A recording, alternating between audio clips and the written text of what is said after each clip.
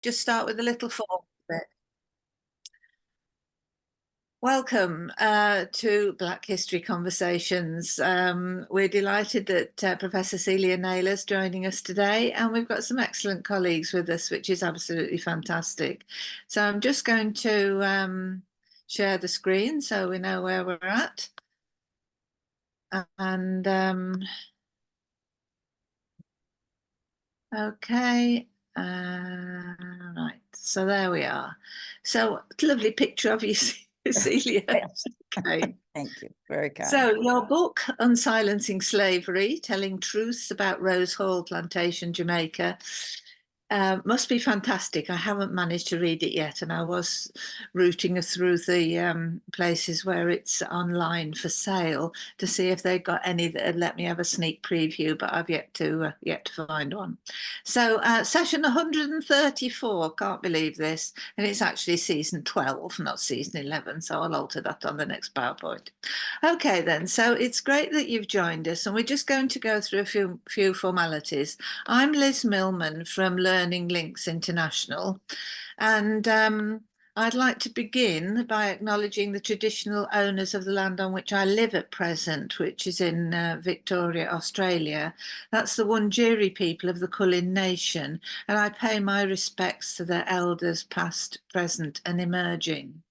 Now, it's considered to be the correct thing to do to present an acknowledgement like this at the beginning of any meeting here, and this is why I do it at the beginning of these sessions. But also, we talked about it and thought that maybe as Black History Conversations, we ought to do an acknowledgement. So this is the acknowledgement which we've presently got drafted for Black History Conversations, to say that we acknowledge the injustice of the actions taken by the British and other European countries by invading and taking possession of the islands in the Caribbean Sea, as well as the continents of North and South America. In addition, we also recognise the exploitation of the great continents of Africa, Asia, Australia, and many other parts of the world in the centuries of colonialisation and ongoing exploitation. And we acknowledge that this resulted in the destruction and destabilisation of so many nations, peoples, and cultures. And we also recognise that we're still in the International Decade of People of African Descent, and we're intending to find out more about what's been going on and what plans there are for the future. So, right, well, last week we had a very lively session with children's author Atinuka, who joined us to talk about her brilliant book, which is called Brilliant Black History. Black British history. And I've managed to get a copy ordered by the library over here in Australia and had a good read through. And I've actually done a bit of research after her programme because I felt that I learned more from a children's book than I've perhaps learned at other times. And I actually did some research into one of the statements she makes about the first modern Britons with their dark to black skin. And I found in The Guardian an article about Cheddar Man and explained. And also there's a brilliant film program, TV program, Channel 4, about this story, which talks about how they actually did the DNA analysis and what came out of that, and how this incredible image was produced. So that was a really interesting session. So thrilled to bits with the fact that Atinuka was willing to talk to us, because she has had quite a lot of pushback, it's called now, isn't it? Questioning the findings in her children's book, but all of them have been very well researched, and there were questions about that. And last week we also recognised Dr. Jim Thakordin. Sadly, he's passed now, but we wanted, and it was lovely to invite his family and to join us and to be able to to recognise one of the colleagues who's here today, David Alston. You'll remember Jim. He was one of the contributors really early on, telling us about his life, being born in Guyana and how he had to go to work age 12 on the plantation. And then he moved to Britain and did so many great things. And we were always grateful for his lively contributions. Right, now I'm going to give the apology now. I'm going to suggest that we hear from June Elizabeth White-Smith Gully and others who were at the Windrush National Vigil, which was at the beginning of this month. We're going to tell the story about that, if it's okay, when we do the Windrush stories in May through to June. I think that'll be the best thing, because we now want to ask Professor Celia Naylor, please, to tell us about your research. Just absolutely fantastic. And this is her book, Unsilencing Slavery, Telling Truths About Rose Hall Plantation, Jamaica. And for those of you who don't know, Rose Hall's got this, the story of Annie Palmer, isn't it?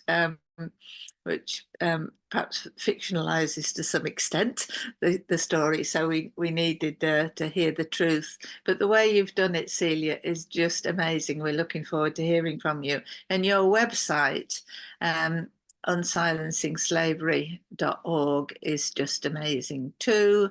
And that's what it looks like. That's actually a screenshot. But Celia, I think you're going to talk us through the website, which will be Yes, really lovely. So absolutely. with no more Absolutely. ado, over to you, Celia. Wonderful. Well, first and foremost, thank you so much, Liz, for the invitation to be, to join with you all today. And I just appreciate any amount of time that people are willing to dedicate to Rose Hall and its histories, to Jamaican history generally, and to so much we have to learn yet, right? I also appreciate, all of you being here. So Liz and everybody, and anyone who will watch this later on as well. I'm also grateful for the land acknowledgement you did. I think it is important in so many different ways, not only about recognizing the past, but I think equally important is thinking about what do we do with those land acknowledgements now, right? What is the work that's happening for Indigenous peoples today, in addition to recognizing a history, right? So how are we also grappling with that and taking actions in the current day? So thank you for doing that, though. It's a wonderful ritual. And I hope that for many who engage in land acknowledgements, they recognize how it can be used in so many different ways today. So I know we only have 40 minutes together. And in the past, I've done sort of more formal presentations, read basically for 40 minutes, 30 minutes, and I didn't want to do that today, given our short period of time. So I thought about what we could do as a way to get into the story regarding Rose Hall. And so the first thing that comes to mind is how I entered into this story, right? And that was as a result of a tour that I took with my daughter. And now it's been a decade ago. It's hard to imagine it, but it's been a decade. We did it in July of 2013. And I think for me, she was 10 at the time. And for me, it was really quite shocking. And I know that for many who have experienced the tours, they have a great deal of fun and they, encourage others to be part of those tours and to go through it and everything. There are many who have taken the tours. I mean, I've taken it over a dozen times now, but for research purposes, but some who have been through those tours many, many times because they really do enjoy it. So I think it's important to recognize that even today, in 2024, there are people who actually enjoy the tours, people who are not critical of the tours at all and see it as a wonderful tourist site. And there are also people who still continue to get married at Rose Hall as a destination wedding in many cases, right? It's not exceptional to Rose Hall. Certainly this happens at a number of different plantation sites, right? But to make note of that as well, the sort of ways that it is utilized in this very celebratory fashion, and certainly not solely by brides and grooms and others who are white, but certainly people of African descent also get married at Rose Hall and other plantation sites. So I wanted to start there because I think it is important to think about how we engage with the past in the present, right? And not solely in terms of spaces like Rose Hall and other plantation sites, but also how the amnesia, a very thoughtful and purposeful and strategic amnesia about slavery, still continues into the present day. So for me, in terms of this project, one of the major reasons I wanted to work on this is because Rose Hall is a site where many school children come to visit as field trips to learn about the history of slavery in Jamaica, right?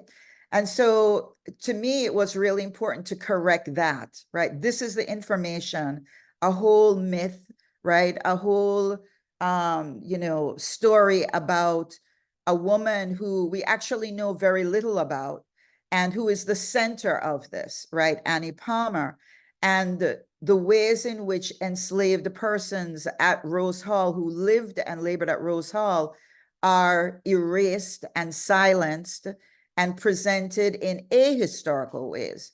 So for me, it was important to address what was happening at Rose Hall. And again, not that Rose Hall is exceptional in this, but to address that, not solely in terms of it being a tourist site, but also how that information is being conveyed to younger generations to take up as the history of slavery, right? In Jamaica and at Rose Hall.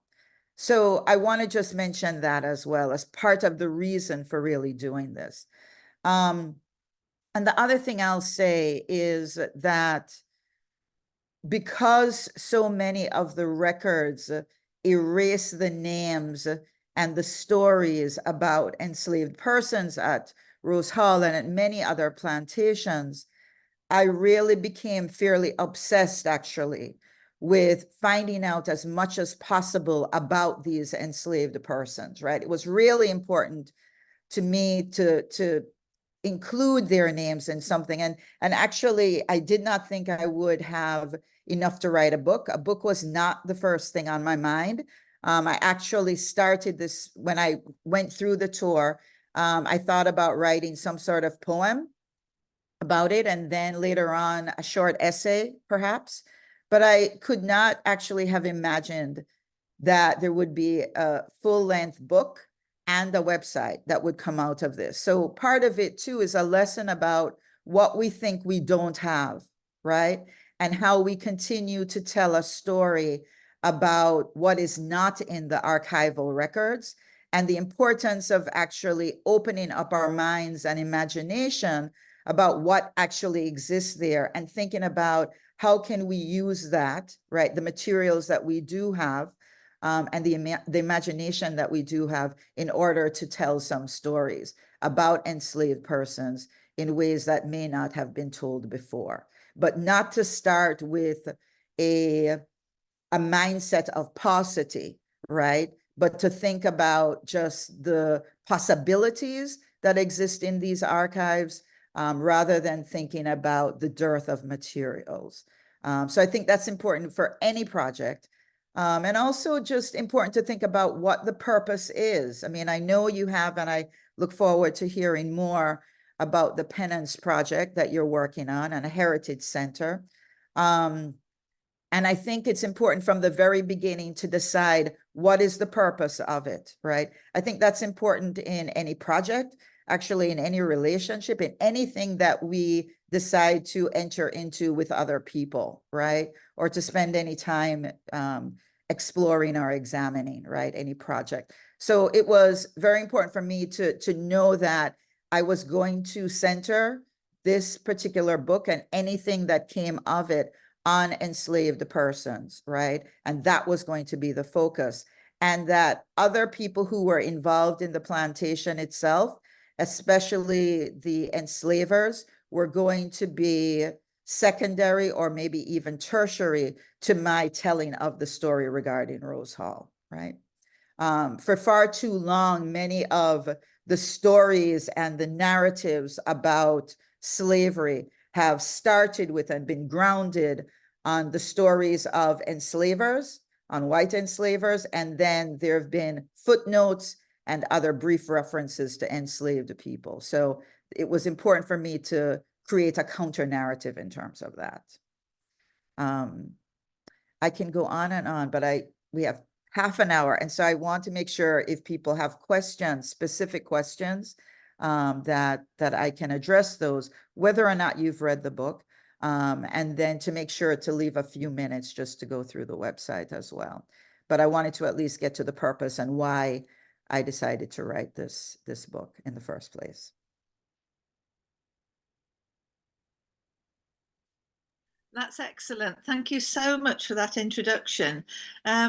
I had the opportunity to visit Rose Hall on one occasion, and I have to say the hair stood up on the back of my neck, because you're there, but you're given a sort of a theme park introduction to it, and the guides are dressed in costume, and they're talking about one minuscule part of the history, and the myth of Annie Palmer. I just couldn't get my head around it. And then the same time I was in Jamaica, we also went to Greenwood Great House. And I mean, that was a very, very different experience. But again, it was focused on the Great House.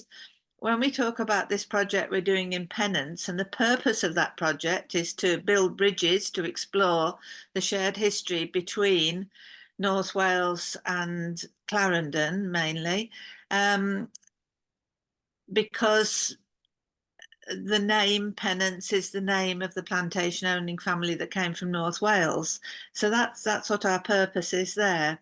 So it's really interesting in Pennant, because there are ruins which are reported to be the Great House ruins, but there is nowhere to go and see at the moment, no evidence to see what was going on there. So I'm fascinated by the fact that with the great houses, there's a focus to tell the stories and to tell them properly. But anyway, please carry on and tell us more about your research.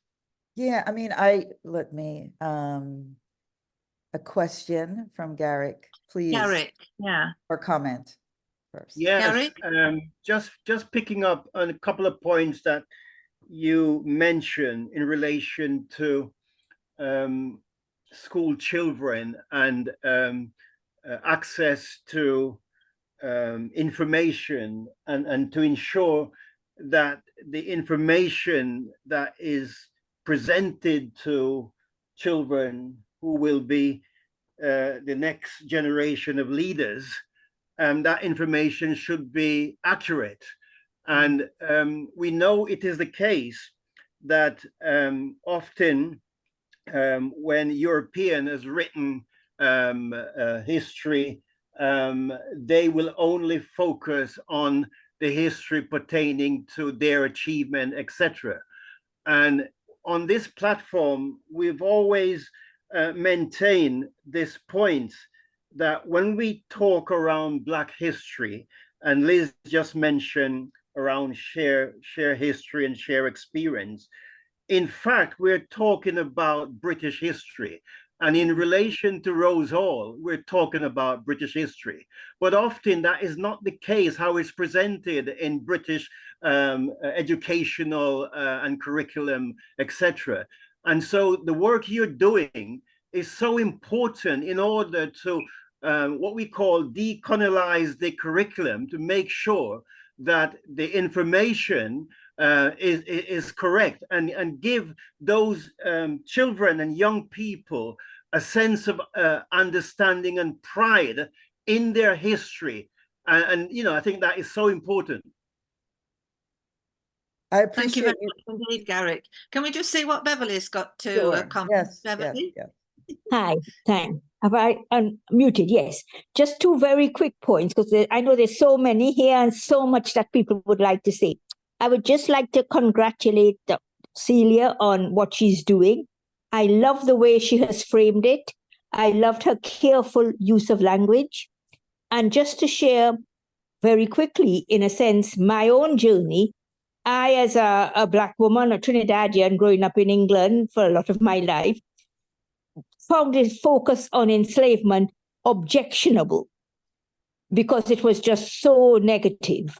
And in a sense, in the chapter I've written, which I spoke of before, it's how you frame it in ways that allow the truth to be told and to enable people to have pride. And for me, that's critical, but also for me, it's also about how we tell other stories as well as enslavement. So it's how we talk about enslavement. And I love what Garrick had said about, focusing it as, not framing it as British history, just recognizing it as British history. But I think it's how what else we talk about as well as enslavement seems to me to be important. I don't know if other people will agree. Thank you. Thank you very much. Right, back over to you then, Celia. Thanks, Beverly. Yes, I just really appreciate the richness of the questions and the comments, both from Garrick as well as Beverly. And it is important to recognize that this is British history as well.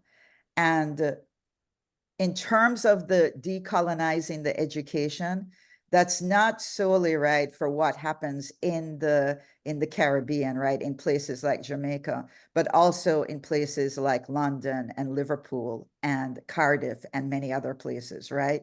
So it's about decolonizing education and hopefully decolonizing minds, right? About what we all have been told, the stories, the false stories we've all been told about what slavery was and who enslaved persons were, right?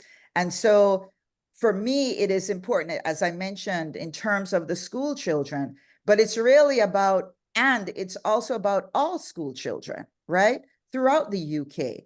And this is a history that impacts all of us, right? So it's not about thinking, well, this is Black history for people of African descent, right? So I appreciate the correction in terms of this being British history and the expansion of that, as well as it being very specific to how we understand what Black history is and the ways that elements of shame and a kind of erasure of the capaciousness of Black people's lives and cultures and histories, and how there is a restriction, a limitation that's often placed on that in how we tell the stories, even today, about who people of African descent are all over the world. So it's a correction of the past and the telling of those histories, but it's also something that is needed today for all of us, right? Of all different generations, even though focused on the school children, that we've all been educated or miseducated in similar ways, right? And in different forms, whether we were, coming up in the 1940s, 50s, 60s, or today in, the 2020s. So it's to think about how we can also interrogate what we think we know about slavery, and also what our misperceptions are about people of African descent, even today, in how we interact with folks right now, right? And so it is very much about the past, and again, about what are we doing in the present, right? How do we continue to create and present and extend misperceptions about people of African descent in the UK and throughout the world, right? So I appreciate your invocation regarding the decolonization projects and processes, and how important it is for people of African descent to let go of and release ourselves from the shame that is so associated with slavery because of how we have been told false narratives about what slavery was, right? So I appreciate both of you in talking, in raising those very important issues. Robert. Yes, and it's important to remember that the false narrative continues. I recently read a review of a book about the Industrial Revolution and the development of Britain as a preeminent wealthy country, where the author talks about all the changes that took place in the labor force in Britain in the period of the Industrial Revolution. And there is no mention of the British labor force that was concentrated in the plantations of the West Indies and in the plantations of India. It's as if that is a different history. It doesn't belong to us. And then yesterday or today, Ms. Badenoch, a Black cabinet minister, made the statement that slavery has nothing to do with the development of British wealth. Now, she is a very well-educated person, very knowledgeable. So I can only conclude she's also a very dishonest person. But, you know, the story is still being propagated. Just one quick comment, Celia. I was intrigued when you talked about, you know, discovering what we really know as distinct from what we think we know. And I think what you've illustrated is a point that's always occurred to me and that I've always tried to pass on to students, that when you try to do a very general, broad brush history of things, you find you don't actually know a great deal. But when you concentrate on a specific case in a specific location and you begin to delve into the detail and you begin to talk to people and they open the tin box that they keep under their bed and take out the papers and so on, you discover that it's not that the knowledge isn't there, it's that we haven't really concentrated on finding it. And that's clearly what you're doing now. And it works. Thank you so much, Robert. That was brilliant. And Robert, maybe you put those details in the chat. And if I haven't got your email address, I think there's somebody who's joined us who I've not got their email address. Can you pop that in the chat as well, please? I'd be very grateful. Okay, now we're going to give the rest of the time to Celia. We want to hear from you. Thank you. Okay. No, I want to hear from all of you. I just want to respond to Robert's comments. And you know, in terms of the details, part of the work that I wanted to do was to be as very specific as possible about the individuals, right, at Rose Hall. And what often happens in you know, in relation to what you said is sort of the generalizations that are often made about slavery and enslaved persons, right? And part of that was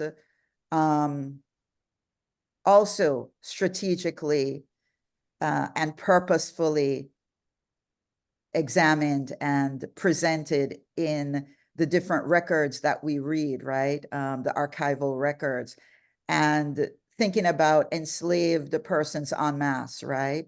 And not thinking about them or presenting them as individuals, right? This is part of the work too of slaveocracies, right? To sort of eliminate or at least reduce enslaved persons to monetary values, right? And not necessarily to think or to abide in their humanity, right? To limit that.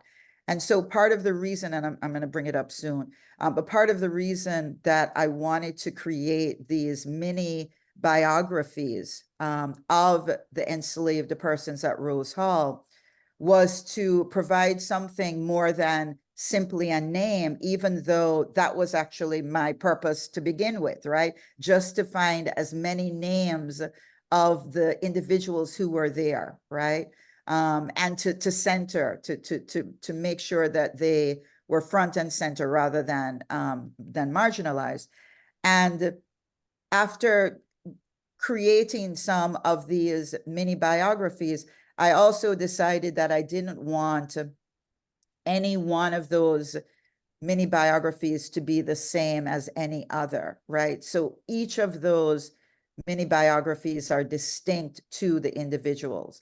There are some of the information that's repeated about where people's parents could have come from, what it means for them to be designated and categorized as Creole rather than African, right? So there's some general language that is included in multiple mini biographies. And still, I wanted to make sure that if a name appeared, right, in any of the records that I came across, that name, that person would be included in some way, even if it was like for one person, Isaac, on the very first page of the Rose Hall Journal, he's mentioned solely because he has passed. And that's the only reference to Isaac, right? So no matter what the reference was, no matter how brief, like in the case of Isaac, I wanted him to be included. And then also people like the midwife Dorinda, who's mentioned many times in the Rose Hall Journal. I wanted people like that to be included, even though, and we have much more information about someone like Dorinda. Dr. Thank you. Crawford. Thank you. Vivian? Boy, I'm so overcome. I want to thank you very much, Professor Naylor, for sharing with us, because there's a Portlando was in, when he was a boy, I said it on this program before, at high school. He asked his teacher, an Englishman, if he could learn something about Jamaica's history, West Indian history. And the teacher looked at him and said, boy, you have no history. Of course, the rest is history, because that youngster devoted his life to prove the teacher wrong. He became Vice Chancellor at University of the West Indies, Sir Philip Sherlock. And I therefore want to thank you in a very special way, Professor Naylor, for sharing with us the baton on that relay of life, of our heritage, because you are telling the story. You are sharing with Sir Philip the story of those who were enslaved, as if we had no story to tell. And I am grateful to the Guardian newspaper of the 5th of July, 2023, speaking about the Jamaicans who were not noticed, the innovation from Jamaica, which propelled Britain to become the world's leading iron exporter during the Industrial Revolution, the 76 men from Roselle in St. Thomas. So I want to thank you for sharing that story and to continue on the journey. I know it's tangential to what you're speaking about, Rose Hall, but it is the same clothing in which we are placed. Thank you very much. Thank you. Thank so you very much. much. Thank you. And you know, it is all connected, right? It's just a different iteration, a different form of a similar process. And in terms of the erasure of the contributions of people of African descent, and also the ways that any contributions are seen as either negligible or just basically not significant at all, if they're even recognized in any way. So I appreciate that as well, sir. Thank you. I will, I keep saying I'm going to do it. So I do want to at least bring up the website. Do you want me to open the website on my screen? I think I will be able to do it. I just want to make sure. Okay. Yeah, I'm able to share. So we should be yeah, good great. here. Perfect. All right. So let me move this out of the way. just so I And can. I'm glad you've got an acknowledgement as well on the site. Yeah. This So is interesting. again, when we were creating this, there were a team of us. So first I want to make sure to be very clear about that. When I started this, I knew that, let me just move this out of the way too, so I can see it for myself. Okay. That because of my own limitations in terms of the tech world, I had a vision for it. I knew what I wanted it to look like, but I certainly had no experience in terms of creating a website or coding that would be involved.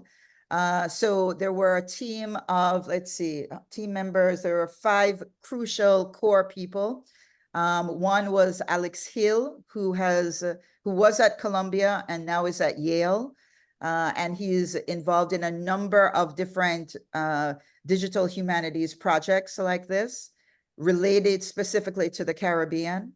And then Moacir de Sa Pereira, who is at Columbia University and a genius in terms of coding and website creation. And then Monique Williams, who was a student of mine, who's from Jamaica and took a class with me at Columbia. She graduated from Columbia a few years ago. And it was when I was starting to work on this and was so helpful in many different ways, reading drafts and providing, her comments, as well as helping me work through some of these mini biographies and what was going to be included. So those specific people, those 3 people were, the core of it, the core of the team, and then other students and other staff members helped along the way with different pieces of it. So I just want to mention their names as well. So I wanted to make sure before people even entered into the site, we're so, these days we get on our computers or on our cell phones and we just start, just going at it, right? Scrolling, etc. And I wanted to be, and certainly people could just X out of this as well, but I wanted to at least have something about the purpose that was about the past, but also a way of honoring people of the past, right? Honoring the enslaved persons, named and unnamed, right? Certainly, I wasn't able to name every single enslaved person who had lived and labored at Rose Hall. So I wanted to make sure to think about and to as it says here, to hold space for them. And also really in the book at the very beginning, the book is also dedicated to the generations of free Jamaicans to come, right? So that is also part of this for me. So just to get right to it, I know we only have a few more minutes. So one of the areas that I wanted to do differently, right, in terms of the visual representation of this website was not to solely have individual names as I have them to the right, but also to talk about collective and communal interactions, right? So even though with the records, we don't have a sense and in terms of who, for instance, is the father of a particular enslaved child, right? Because of the rules and regulations about in the registries, how that was going to be included and also how some of that information was going to be purposefully excluded, right? That I didn't want to just focus on the individuals, but I wanted to have a visual representation of how these individuals were also part of a community and communities at this place called Rose Hall, right? So these numbers here are of the registries themselves. So the triennial registries, right? 1817, 1820, 1823, 26, 29, and the last one, 1832, that we have the records for of Rose Hall. Most of those are available in Spanish Town, and then the rest in Kew, right? And I made sure to do my research at both sites. And I think that's important as well, but we'll get to that at another time. So each of these threads, and we call them petals, is a person, and there are 208 of these, right? So there are 208 persons who are listed here in alphabetical order. And this right here in terms of the age, so the darker the line, right, the more purple it is, the older the person was when they passed. The shorter the line here is an example of someone who lived for a very short period of time, right? And we know that so many of the enslaved children passed before they reached the age of 5. And so that we see that too in the records. So let me just show you. So there's a section about that just talks in general about the project itself and how to navigate the website. Though you don't have to read this in order to navigate it, but for people like me who are not tech warriors, I thought it was important to have some basic information. There are some technical details for those who are interested in what specific coding was utilized, and we're doing some more work on this. Moacir and I are going to work on this over the summer to try to provide even more technical information for people who want to recreate or use different versions of this for their own websites. I wanted everyone, and everyone luckily agreed, to write something about their experience of working on this website, right? So there's one from me, one from Alex, Moacir, and then Monique as well. And then I wanted to include some of the documents, and really these are just the registries that are included. And then there's some information about certain terms, because again, we can't assume that people know what these terms mean. And so there's a little bit of that there. And then there's also a glossary. The credits, there's a bibliography, again, for people who are interested in looking at these primary and secondary sources. Some of the sources are online sources as well. A glossary of certain terms that I thought wasn't, just important for people to have a little bit more historical context about some of these terms, and then, the book too. So let me go back here and give you an example. So I'd mentioned Isaac. So let's start with Isaac, actually.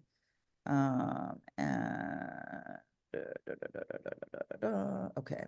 So there are 2 Isaacs. So this is something I go into detail in the book, but I won't do that here. So some of the names are repeated, and oftentimes they're in the same family. And so there's a part of the book where I talk about what that might mean in terms of honoring an elder. And certainly this is something that is done not only in traditional West African particularly, but certainly other African communities, but also something that is done in various parts of the world, including Europe, Asia, etc. Right? So thinking about how this is utilized, the use of a name and the invocation of that name for somebody who has passed, for a child who is born, right? So there's a similar thing in terms of Isaac. So just to give you a sense of it, right? So here, Isaac was one of 2 enslaved people at Rose Hall with this name. The other person named Isaac was Creole and born in 1820. And it is possible that the younger Isaac was named in honor of this older Isaac, right? A couple of enslaved persons at Rose Hall who appear only once and briefly in the archival records for this project. This is the case with this enslaved person named Isaac. And then I talk about the very brief reference to him, right? Died of affection of the brains. And then I talk about that as inflammation of the brain. And then I also mention that there's no information about whether Isaac was African born or Creole. And certainly with many others in the registries, I'm able to include that information because in the registries, they are identified as either African born or Creole, and Creole, of course, meaning non-African born. We can't assume that because they're identified as Creole, they're actually Jamaican born, just because they could have been born somewhere else in the Americas. So I also include some reference to that. I want to do just a couple more. We have 3 minutes. I'm going to do this quickly. So you can sort by obviously names and then also by age. So the eldest people on the plantation, like Louis Nee, also referred to as Jemmy, and certainly most of the older enslaved persons on the plantation were African born, as is the case for Louis Nee and Jemmy. So I want to mention that. I just want to show you one more. Also by nativity, right? So African born and the individuals who are listed as African born, those who are listed as Creole. And again, clicking on any of these names, right, brings you to the mini biographies. And then color, right? And this was identified not only in the registries, but also in the Rose Hall Journal. And a couple are inconsistent because in the records, they may be listed as African born in one record and then Creole in another. So I've included that as well. Gender, and there are a couple of people, one person, Archerist, there's another one who I mentioned that it's not clear what that person's gender may have been. And then matrilineage. And there are it was really important for me to include this as well, because there are certainly a number of these enslaved women who are grandmothers and great-grandmothers, right, at Rose Hall, where some of their grandchildren and great-grandchildren live at Rose Hall with them. And sometimes we certainly focus, and we should, on the high levels of mortality on plantations like Rose Hall. And it is also important to remember that there are groups of individuals, right, families, generations of families that are also present on many of these plantations as well. We can't say what those interactions were like, right? We can't assume that they were all loving interactions, right? They're human beings, right, after all, but it's important to at least to register that. And then the duties in terms of what people are assigned to do at Rose Hall. And again, not exceptional here, but across many of the plantations in the Caribbean. All right, I know we have 1 minute. I'm going to stop, but I just wanted to give you an overview of the website. So thanks for bearing with me on that. Well, that's just fantastic. Never mind about bearing. It was just wonderful to have that opportunity. And I think I'm going to set some homework for everybody, because we are going to have a shorter session today. We've got another 5 minutes or so, 5-10 minutes. But I think that if you have any interest in this, and you must have, because you can't join the session, that you must find the unsilencing-slavery.org site and have a go and have a look at some of these individuals. You're showing us Dorinda there. Yeah. And that's fascinating too. And you obviously found additional information from the information we've got just in the records about penance. So that'll be interesting as we research. We're hoping to have support as well from the People's Collection, the Jamaica Memory Bank. But this is obviously earlier times even than that. So, wow. And the way that the flower, if you like, with the petals. Yes, that's what we call it, the flower of Rose changes. Hall. Yep. No, that's Yeah, correct. just amazing. Right, Yeah, any more go points that ahead. people want to raise? Or Celia, is there anything else you want to add? No, just in terms of the flower, we, had specific, first, Moisier and others were unsure we were going to be able to have 208 people represented in some way. And that was really important to me. And we also wanted to think about a representation. We don't have photographs, obviously, right?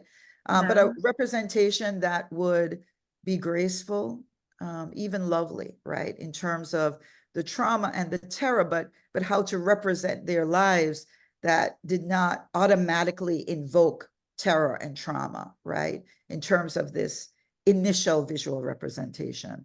So we put a lot of thought into that as well. Yes. And I think if you click on any of the petals, then it takes you to the Yes. little bio, doesn't it? Yes. Yeah, yeah. Which is just amazing. The only thing I can think I've ever seen anything like it is in the wonderful animation of the slave ship journeys across the Atlantic, where you can click on a little dot and it tells you what ship that is and details about it. As we begin to, as this work has been done, to drill down on all this information, and where it's, in this case, it's applicable and it's focused very much on one plantation. And I'm glad we haven't talked about Annie Palmer, because she's the least important one in this. What we're talking about are the remembering the enslaved people at Rose Hall Plantation. It's just brilliant, because I guess I would say one thing in terms of Annie. being replicable. One of the things I would say about Annie Palmer, and I include, at the very end, I include some information that we have about her. And really, it's quite limited. And for some of these individuals, we actually have more information about them than Annie Palmer, actually. So I think that's sort of interesting in its own right. Lovely. Garrick. I'm just thinking, Celia, in terms of how this information might be, shall we say, used. And I don't know whether in universities, colleges, etc., in terms of access to the information, but is there any type of promotional work around, the site and the content of the site that is out there? I mean, certainly I will be sharing it through social media, and I think that's a great way to share. But I'm just thinking about, educational establishments. What will they do with it? So you ask another excellent question, and one of the things I want to mention, and I'll send it to you, Liz, and you can send it out to the group. I just attended about 2 weeks ago a conference at Johns Hopkins, and the title of it is Who Owns Black Data?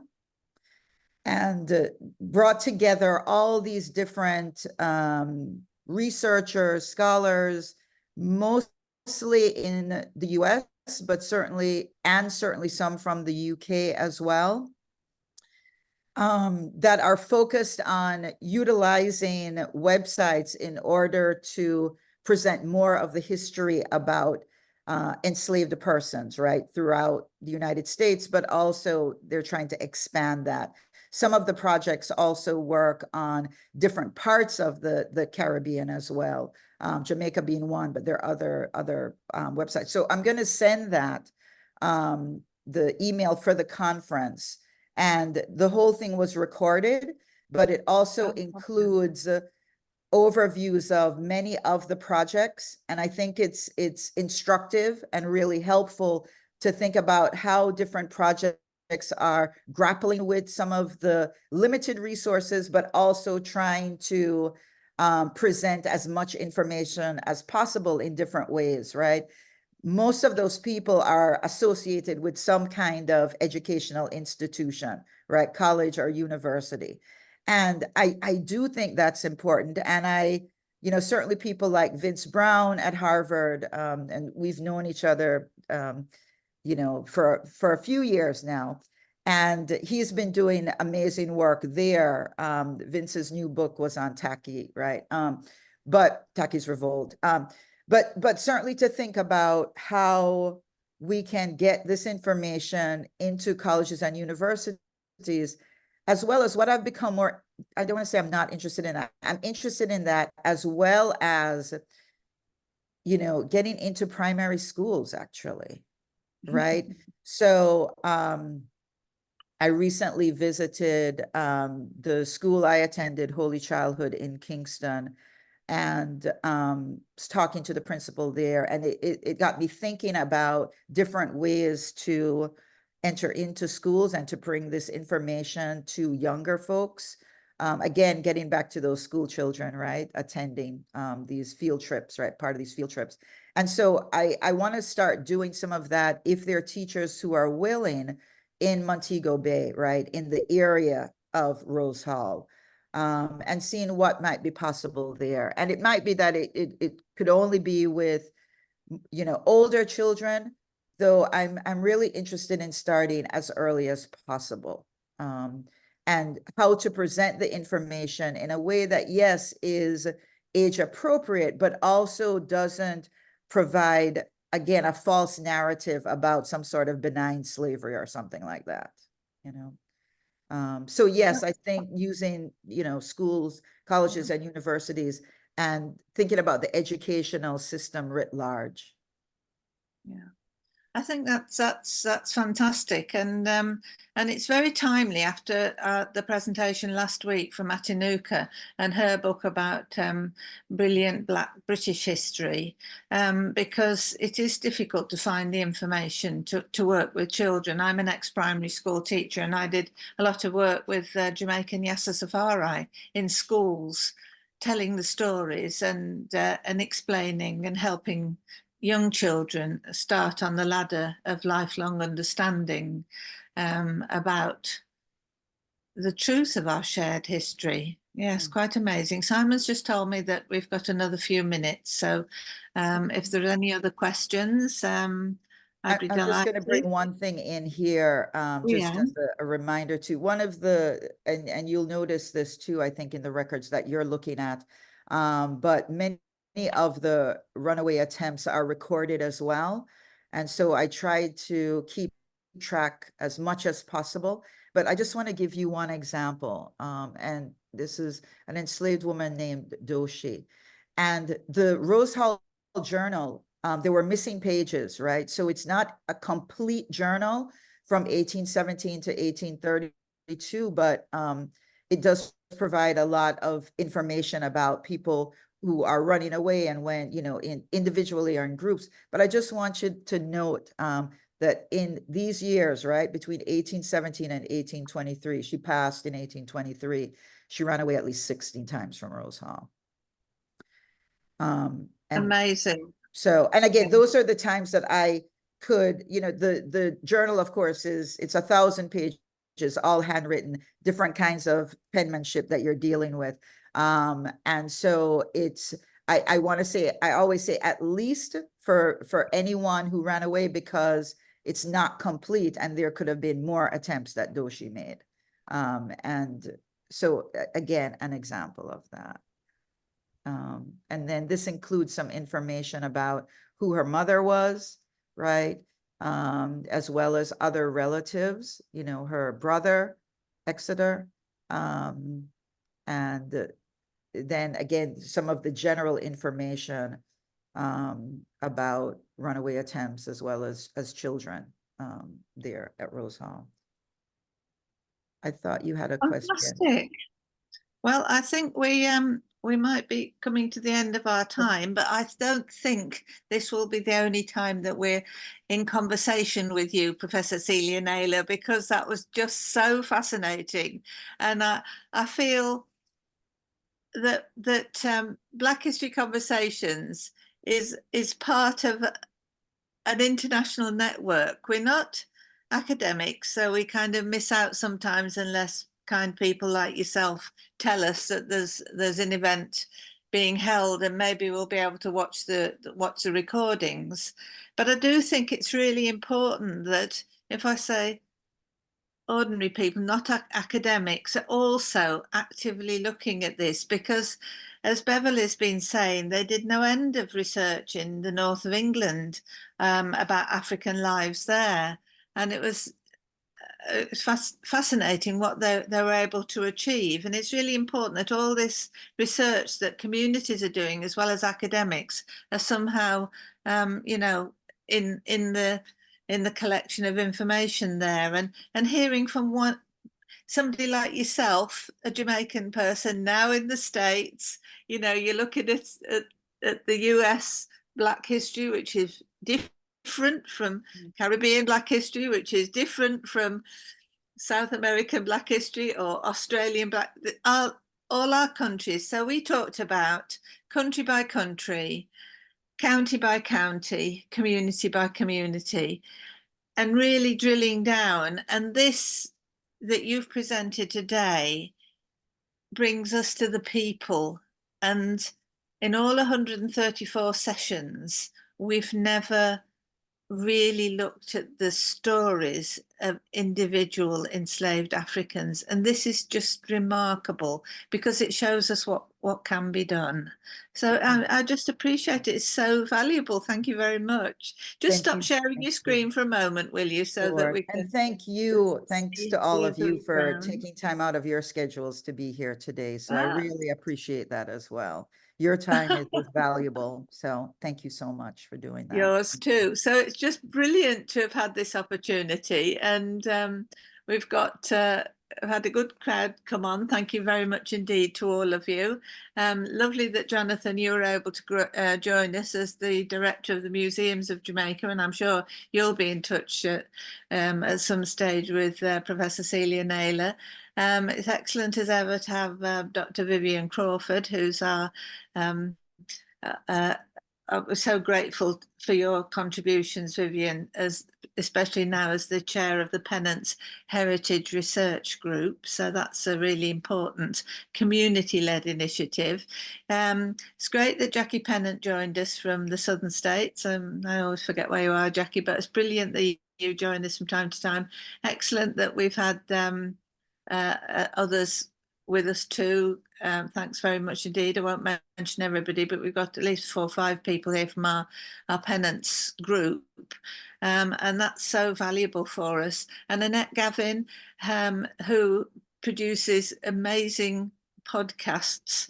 Annette, we're going to invite you to come and talk to us about the tragic story that you came across of one of the, unfortunately, many people who were deported or not allowed back into the UK under British government regulations, who you chatted to on the street. So I hope you will join us as well then. And next week we've got Professor Alan Lester joining us. Now he's written a book on the truth about the empire. This must be an extremely thick book. So we look forward to that. But Celia, thank you very much indeed. Brilliant conversation. We've been able to learn so much. Now you've all got to get your homework done now and get on that website. All right. Thanks very much Send me indeed, the chat everybody. so I can, if possible, and I can respond to people as well if I'm able. Yes. So Okay. I'm thank sure you Simon so will much. manage that for us, but he's got to skip on and get All on right. with his Take care. presentation Thank you. now. Thank you All so right. much, Have a good everybody. afternoon, Thank you. everybody. Thank you. Excellent. Enjoyed it. Thank you. Brilliant. Brilliant. Thank you. Okay, Simon, you can stop the recording.